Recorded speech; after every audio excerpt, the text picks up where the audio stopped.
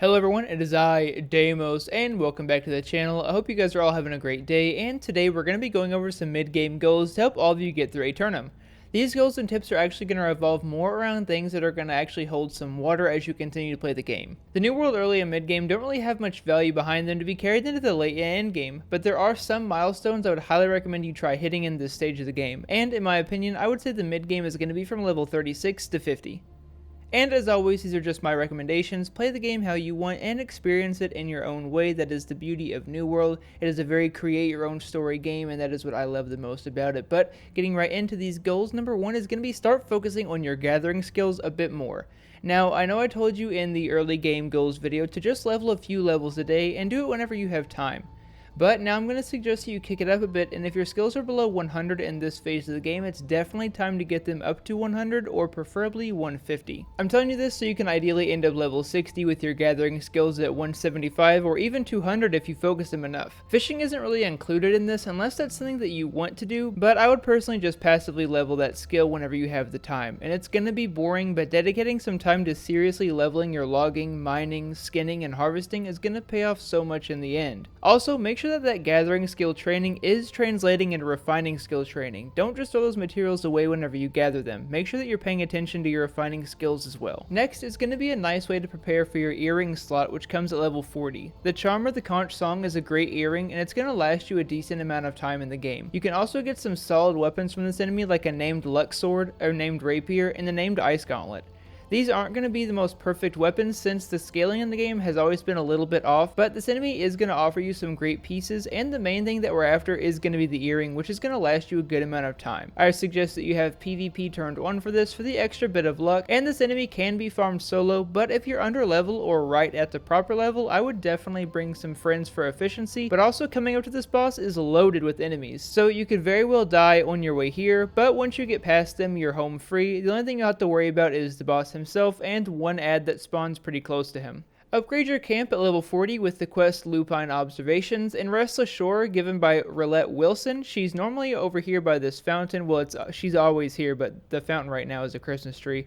But this is where you're going to find her, and make sure you get this done as soon as you can. Get your main weapons max level. Now, by now, you should have figured out what weapons you're probably going to be rolling with for the vast majority of your playtime, and you should definitely be making sure that you're trying to get them to 20 as fast as you can. You can farm areas like Dead Man's Cove, and there's even an area right outside of Restless Shore as well, but just make sure that you're killing enemies as much as possible to make these weapons as powerful as they can be. Try and get your crafts to match your usable level, so this one is going to be a lot easier said than done, but it definitely needs to be said and put out there. I know I touched on this earlier, but it's really important in my opinion to make sure that your crafting levels are matching your level, or at least the crafting skills that you're going to get the most use from.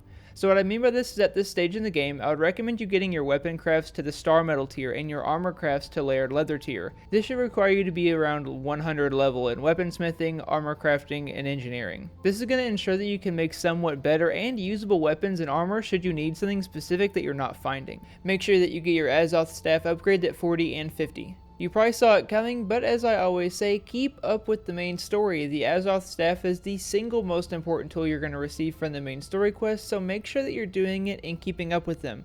You need these staffs for portal closing and expedition runs, so do not forget to keep up with the main story. And finally, consider buying your second home, if you haven't already. Buying your second home near the end of the mid-game phase is going to provide you with a large Azoth benefit for the future. After you hit level 50, you're going to be sent into Great Cleave and Eden Grove for the main story. And if you have a home in, say, Morningdale, you're going to be able to set your end in Eden Grove or Great Cleave, and then you're going to have two great ways that are fast and cheap for fast traveling to these important areas whenever you're going up there for your main quest line, and trust me, you are going to be spending some time up there. So highly consider buying your house in the northern part of the map.